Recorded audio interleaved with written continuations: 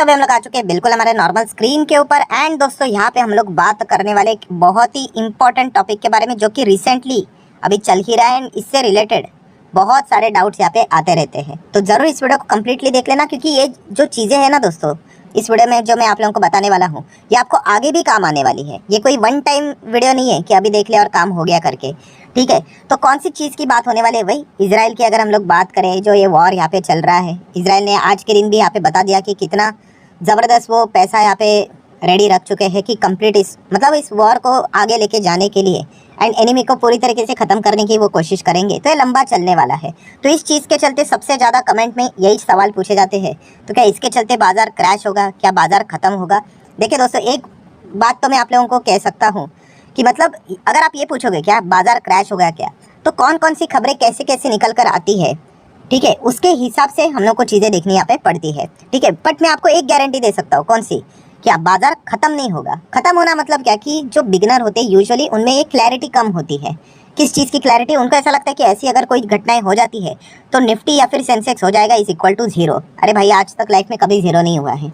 याद रखो, कितना भी एक्सट्रीमली गिरा होगा, जीरो कभी नहीं हुआ है। ये चीज़ को समझो यहाँ पे, ठीक है। तो गिर सकता है, वो किसी के हाथ में नहीं है। अभी किसने सोचा था कि ऐसा कुछ टॉपिक को हम लोग कवर करेंगे? क्या पता अगले हफ्ते हम कौन सा और टॉपिक को यहाँ पे कवर कर सकते हैं। तो एकदम मतलब नेगेटिव खबर अगर रहेगी तो डेफिनेटली गिरावटें यहाँ पे हो सकती है। बट यस, ये कोई अंत नहीं होता है बाजार का। ये चीज़ें आप लोगों को यहाँ पे समझ में आनी चाहिए। एंड इस चीज़ के लिए आपको क्या करना पड़ेगा दोस्तों?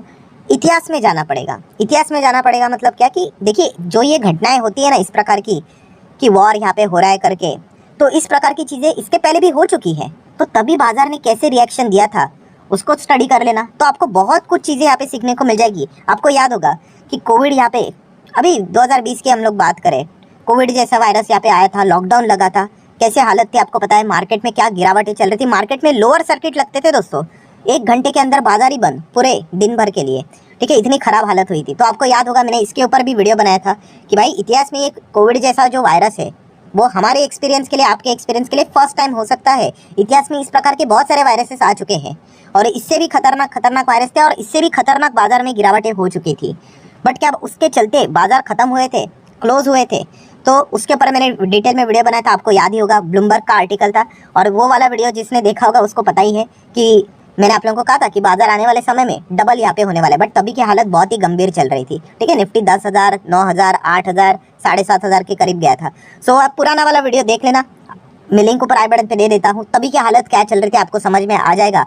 और जो मैंने बातें आप लोगों को बोली थी वो आज देखिए कि बाजार डबल हुआ कि नहीं, ठीक है। मैंने ये नहीं कहा था कि तुरंत होगा करके, बट कुछ ही समय के बाद यहाँ पे चीज़ें हम लोगों को डबल होते हुए देखने को यहाँ पे मिल चुकी है। सो वैसे दोस्तों, ये जो चीज़ें जब भी इस प्रकार की घटनाएं जब भी होते हैं बाजार में, तो इतिहास में क्या हुआ था इसके पहले उसको थोड़ा सा स्टडी करना होता है, ठीक है। जब आप ये स्टडी करोगे ना, तो आप में ये जो डर का माहौल होता है कि सर इस प्रकार की खबरें आती है हम डर जाते हैं। अरे डरता कौन है? जिसके पास नॉलेज नहीं है, आधी अधूरी इन्फॉर्मेशन होती है, वो डरता है, ठीक है। इसलिए मैंने कहा शुरुआत में ही कि ये जो वीडियो है वो आपको भविष्य में भी काम होने वाला है, क्योंकि इस प्रकार की चीज़ें चलती रहती है, ठीक है। कभी ना कभी चाइना ताइवान भी चल ही रहा है, मतलब देखा गया था। और चाइना का जिस प्रकार का रुख है वो ताइवान के ऊपर भी कभी भी इस प्रकार की घटनाएं मतलब कर सकता है करके। तो ये चीज़ें होती रहती है। तो हमें क्या करना है? हाँ, इतिहास में इसके पहले ऐसी घटनाएं हुई थी, तब बाजार का रिएक्शन क्या था वो अभी मैं आपको इस वीडियो में यहाँ पे बताने वाला हूँ। और इससे कंक्लूजन क्या निकलता है, मतलब तात्पर्य जो बोलते हैं ना, आउटकम, एकदम समरी क्या है, इससे हमें सीखने को क्या मिलता है, क्या डरना चाहिए कि इसको एज ए अपॉर्चुनिटी देखना चाहिए,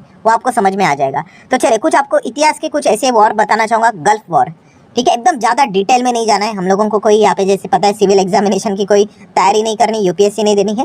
बट यस, 90s के ज़माने में ये वॉर हम लोग को छिड़ते हुए देखने को मिली थी, ठीक है।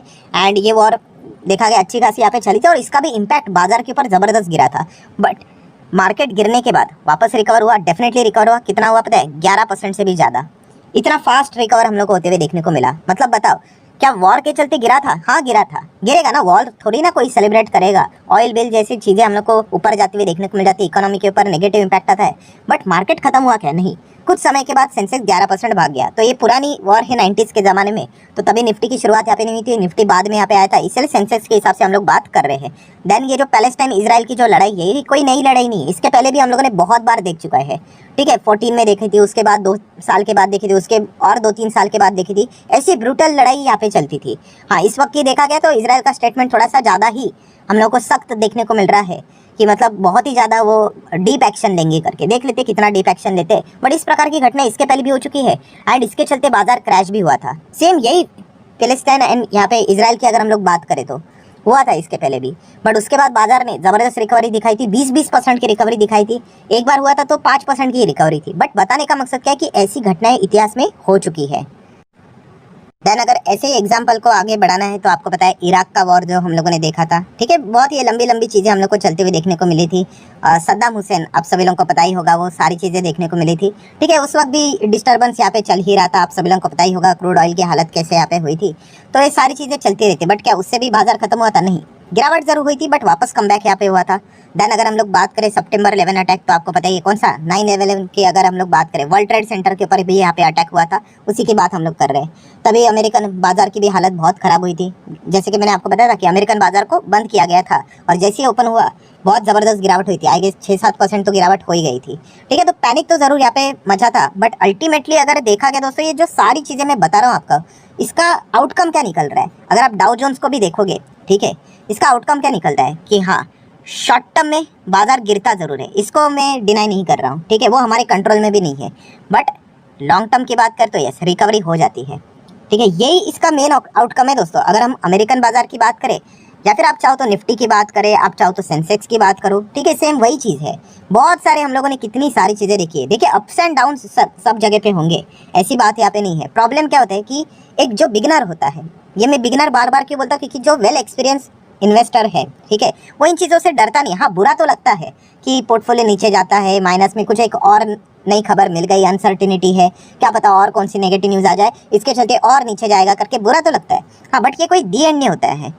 बट ये एक्सपीरियंस इन्वेस्टर को ये चीज़ पता होती है, वो हजम कर लेते हैं। बट जो एक बिगिनर होता है, उनको क्या लगता है कि हाँ, बाजार खत्म हो गया, ठीक है, बाजार नीचे आ गया, अभी कभी चलेगा ही नहीं, ठीक है, कभी रिकवर होगा ही नहीं, कोविड आ गया, अभी दुनिया ही खत्म। तो ऐसा कोई दुनिया बिनिया खत्म नहीं होती दोस्तों। हाँ, वो उस टाइम के लिए नेगेटिविटी ज़रूर होती है, अभी वो उस नेगेटिविटी को, उस टॉर्चर को जो झेल लेता है ना दोस्तों, वो बाजार में टिक जाता है, ठीक है। आपने सुना है ना, मार्केट में लोग आते हैं बट चले क्यों जाते हैं? ऑब्वियसली मार्केट ऊपर रहेगा तो कोई क्यों चले जाएगा, मार्केट नीचे आते तभी चले जाते हैं। क्यों चले जाते हैं?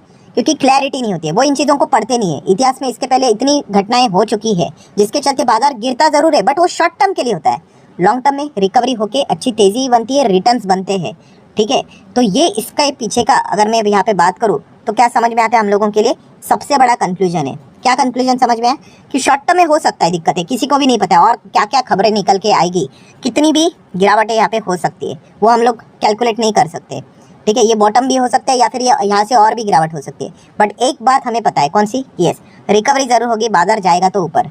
तो इसी हिसाब से इन्वेस्टर के लिए क्या होता है, यही तो चीज़ इंपॉर्टेंट होती है। ट्रेडिंग एक अलग पार्ट बन जाता है, उनको सेंटिमेंट के हिसाब से प्लस माइनस खेलना पड़ता है। अभी की सिचुएशन के हिसाब से देखा गया तो उनको थोड़ा सा दबाव वाला पोजीशन ही बनाना पड़ता है, हम ऐसा ही यहाँ पे कह सकते हैं, ठीक है। बट इन्वेस्टमेंट के हिसाब से कैसा होता है, हम कंपनीज को देखते हैं, निवेश करते हैं और हमारी कंपनी के ऊपर इतना कोई ज़्यादा फर्क नहीं पड़ रहा है ना, तो बने रहेंगे। हाँ, सेंटिमेंट के हिसाब से वो गिरेंगे ज़रूर, बट लॉन्ग टर्म में रिकवरी भी उनमें ज़बरदस्त होगी। रिकवरी कैसे होती है? अरे बड़े इंस्टीट्यूशन ही पैसा लगा देते हैं उसमें, ठीक है। बड़े इंस्टीट्यूशन क्या करते हैं, इंतजार करते हैं ऐसे गिरावट का, कमज़ोर इन्वेस्टर बेच देते हैं क्योंकि वो चीज़ों को पढ़ते नहीं है, और सस्ते दाम में जब शेयर आ जाते हैं इंस्टीट्यूशन खरीद लेते हैं, रिकवरी आ गई। कोविड में भी तो यही हुआ था, ठीक है। तो ये चीज़ें चलती रहती है, साइकिल है दोस्तों, ठीक है। ये याद रखना, ये वीडियो बहुत इंपॉर्टेंट है, इसको सेव करके रख लेना। ये आज की टाइम की बात है, मैं नहीं कर रहा हूँ, भविष्य में भी ये चीज़ आपको इस्तेमाल, मतलब बोलते हैं ना, ये सेम टॉपिक सिर्फ मतलब बोलते हैं ना, ये जो पॉइंट मैंने आपको बोले वो वैसे ही रहेंगे, टॉपिक बदलता रहेगा। अब ये वॉर की हम लोग बात कर रहे हैं, ठीक है, रशिया यूक्रेन के वक्त भी हम लोगों ने वही बात की थी। हाँ, डिस्टर्बेंस जरूर हुआ,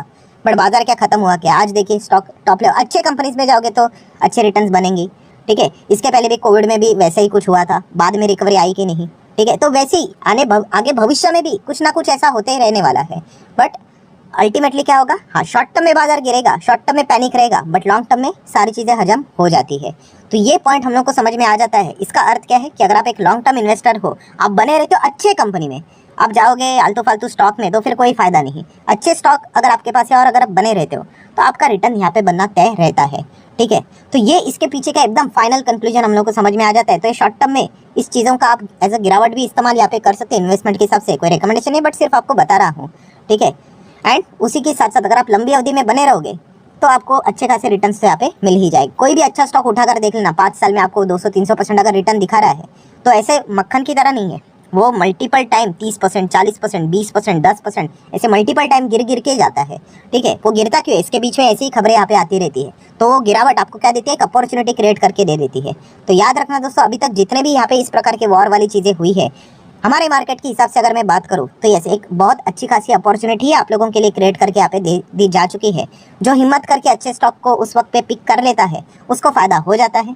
जो उस वक्त डर जाता है वो बाद में कहता है कि अरे काश में होल्ड कर लेता या फिर काश में खरीद लेता तो मुझे फायदा होता। ठीक है, तो ये इसके पीछे का मेजर पॉइंट है, फाइनल कंक्लूजन है